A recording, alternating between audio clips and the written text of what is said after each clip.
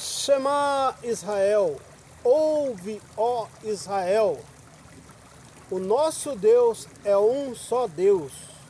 Isso é o início de uma das maiores orações feitas pelos judeus. Shema Israel, ouve, ó Israel. Esse livro, né? Não esse, né? A Bíblia protestante, né? Porque a Bíblia protestante nada mais é do que a Bíblia católica. Ela tem uma tradução um pouco errônea da verdadeira palavra de Deus. A Igreja Católica, ela colocou muitas situações, né? A Igreja Católica do passado, né? Hoje a Igreja Católica dos dias de hoje, eles estão pregando o Evangelho. E muitas das vezes o Evangelho puro, a qual as igrejas protestantes não estão pregando. O apóstolo Paulo, ele sofreu muito com os bereanos. Por quê? Cada palavra que o apóstolo Paulo trazia, os bereanos consultavam e ia dentro das escrituras para ver se aquela palavra realmente estava ligada às escrituras. O povo de hoje, eles copiam, eles ouvem e é como se fosse papagaio. Eles arrependem e traz as suas conclusões, né? Porque alguém falou, porque alguém diz, e começa a repetir aquilo que foi dito e aquilo que foi falado. Essa não é uma Bíblia comum. Para começar, ela começa a leitura de trás para frente. Então, a leitura de trás para frente. Na Bíblia protestante ou na Bíblia católica, o último livro da Bíblia é Malaquias, né? Malaquias é o último livro. Nos textos originais, o último livro é 2 Crônicas, né? Então, nem cronologicamente a nossa Bíblia está. Isso aqui é como se fosse um fuzil. Você entrega na mão de alguém, se você não ensinar, manejar, não explicar, ele vai dar um tiro no pé. Lá no exército, nos treinamentos, antes de você pegar um armamento, antes de você pegar um fuzil na mão, você tem que passar por uma preparação, você tem que passar por um conhecimento daquele armamento a qual você vai usar. O armamento bélico não é entregue na mão de uma pessoa despreparada, uma pessoa sem conhecimento. Infelizmente, muitas das vezes a gente pega uma Bíblia e dá de presente para alguém, mas muitas das vezes não ensinamos o que quer dizer.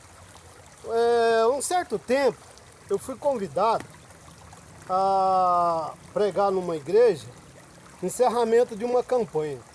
Foi feito 3 dias de campanha e Deus havia revelado ao pastor o título da campanha que se encontra no livro de Jó, capítulo 6, versos 8 e 9. A palavra a qual Deus revelou ao irmão lá foi: Oxalá, se Deus me ouvisse e concedesse o desejo do meu coração. Oxalá. Então, houve 2 ministrações antes de mim, onde quem ministrou, quem pregou, deixou a igreja maravilhada, porque Deus estava concedendo o desejo do coração, e aquele que não tinha uma casa ia ter casa própria, aquele que estava com o desejo de trocar de carro, tirar aquele carro velho e colocar um carro novo, Deus agora estava atendendo aquele anseio, aquele desejo, aquela necessidade, ia cumprir na vida do irmão, porque agora Deus, através dessa campanha, ele ia trocar e ia cumprir o desejo do coração da igreja. Quando o pastor entregou o título da campanha nas minhas mãos, e ele falou: irmão, tem que ser no mesmo contexto e da mesma forma, e a palavra é essa. Eu entrei no meu quarto, orei, preguei as escrituras, como não era de costume assim, e comecei a analisar totalmente o texto.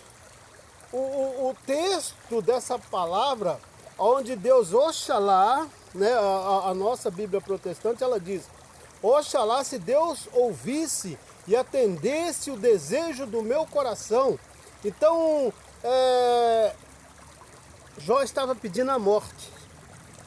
Como que eu vou ministrar uma palavra numa campanha onde o título da campanha era alguém que estava cansado da vida, que não sentia prazer mais na vida, não sentia mais desejo pela vida, e o único intuito dele, a única vontade dele era para que Deus o deixasse morrer em paz.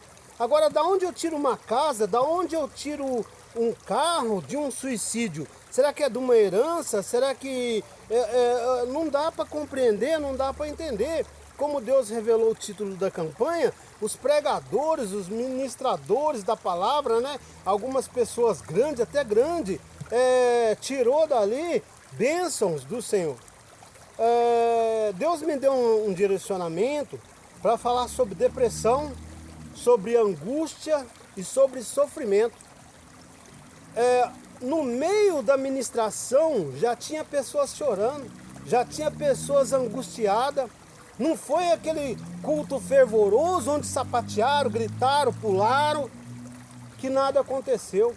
Mas a palavra trazida da forma verdadeira, da forma anunciada, ela trouxe ali um certo temor, e ela falou com as pessoas, de uma certa maneira, de alguns anseios que elas estavam passando, alguma dificuldade, algumas percas que tiveram na vida, aonde trouxe o desejo de não mais estar nessa vida. Os filhos na droga, pessoas, entes queridos que se partiram, relacionamentos que não deram certo. Então, assim, falou de uma maneira que a igreja ficou num silêncio, a igreja ficou comovida, mas no final da ministração, no final do culto, muitas pessoas vieram até mim dizer que a maior palavra da campanha, a palavra reveladora, a palavra de Deus saiu no último dia. Mas eu não era o pastor, eu não era o presbítero, eu não era o diácono, eu não era o pregador da noite. Simplesmente me foi dada uma oportunidade, porque a pessoa que ia fazer a ministração teve que atender um convite maior. Como no momento não tinha outra pessoa, me convidaram e eu aceitei e fui para fazer essa ministração. Vamos para o texto original? Aqui eu tenho o texto original no português e também tenho no hebraico. Vamos lá para a ministração? Jó, capítulo 6. Vamos começar do verso 8. Vamos começar do verso 6. Pode o que não tem sabor? Pode o que não tem sabor ser comido?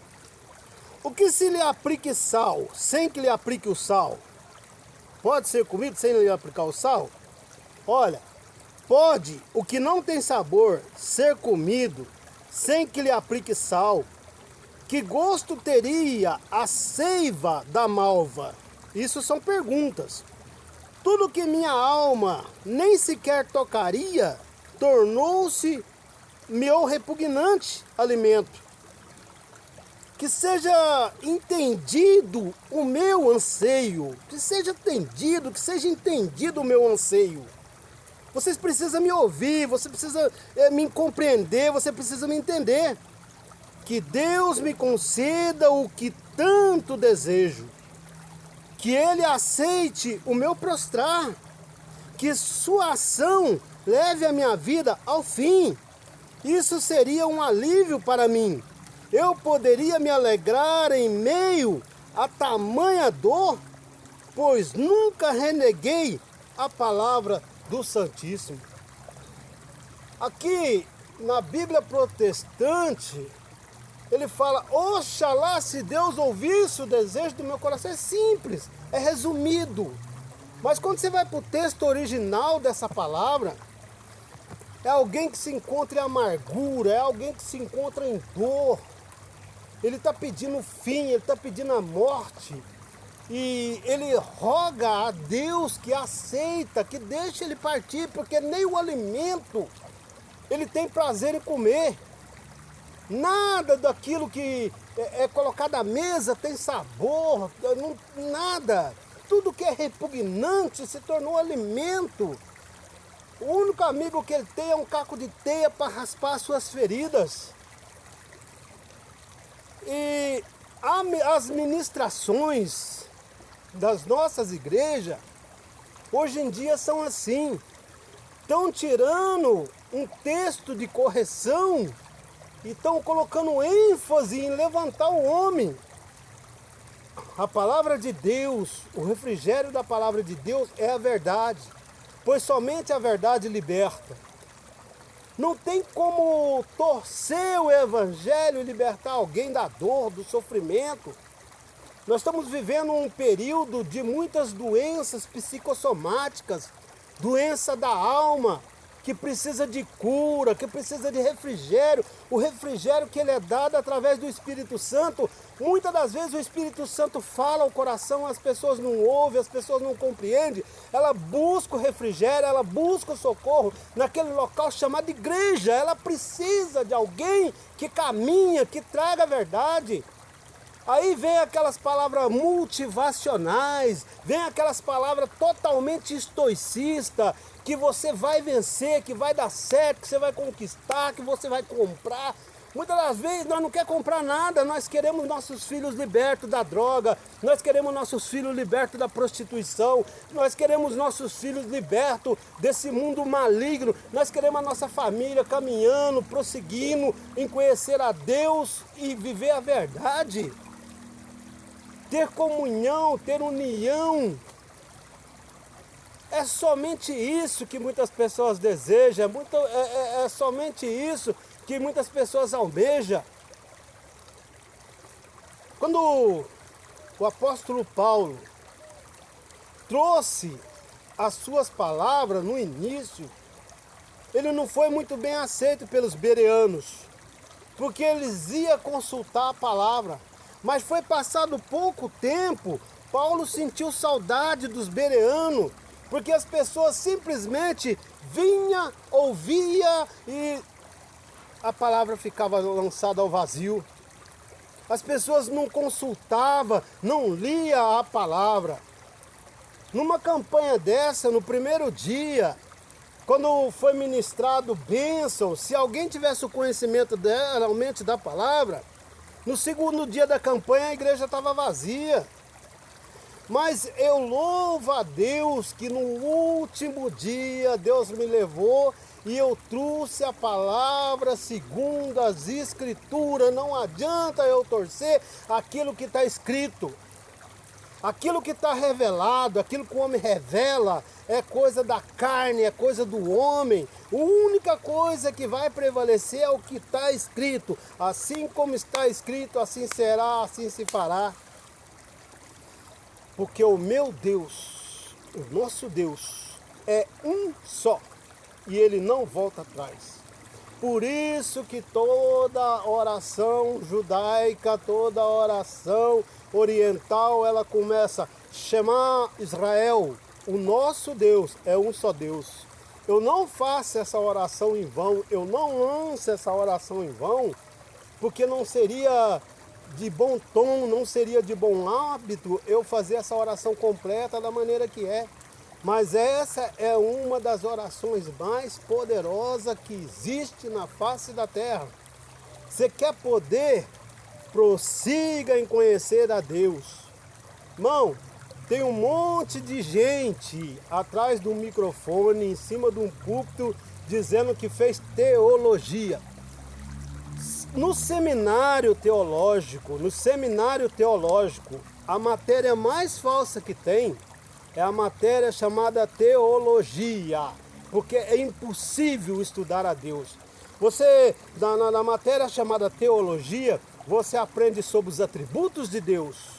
Você aprende algo a qual você ouviu, a qual você suspeita e você dá ênfase àquilo, achando que aquilo é Deus.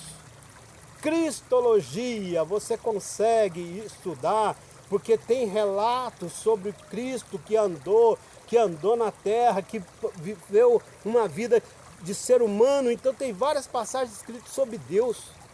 Tem muita gente dentro da igreja que não sabe nem o que significa o nome do Deus Todo-Poderoso. Ah, é Yahvé, é Jeová, é não sei o que, é Nissim, é Rafá, é Jirei. Deus é simbolicamente o todo, é o todo. Ele não é simplesmente Yud, Red, Vav, Red. Ele não é simplesmente Yahuwah, Yahvé, Jeová. Ele não é simplesmente isso. Ele é o Criador de todas as coisas. E junto estava Jesus Cristo, Filho. E junto estava o teu Santo Espírito.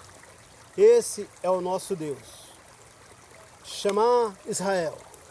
O nosso Deus é um só Deus.